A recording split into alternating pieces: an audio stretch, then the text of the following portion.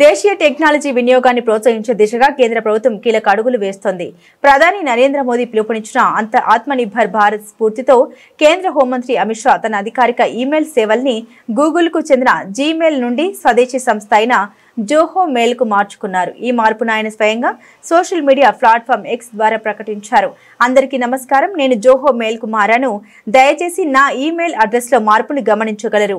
నా కొత్త ఈమెయిల్ చిరునామా amisha.bjp@johomail.in. భవిష్యత్తులో నాతో ప్రత్యుత్తరాలు జరిపేవారు ఈ చిరునామాను ఉపయోగించగలరని అమిత్ షా పేర్కొన్నారు.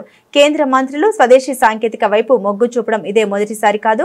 కొద్ది రోజుల క్రితమే కేంద్ర రైల్వే ఐటీ శాఖ మంత్రి అశ్విని వైష్ణవ్ కూడా జోహో ప్లాట్ఫామ్ కు మారారు.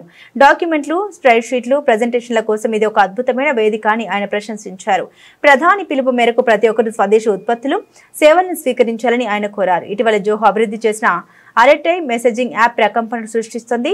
ఈ రంగంలో నెంబర్ 1గా ఉన్న వాట్సాప్ కు సవాల్ విసురుతోంది.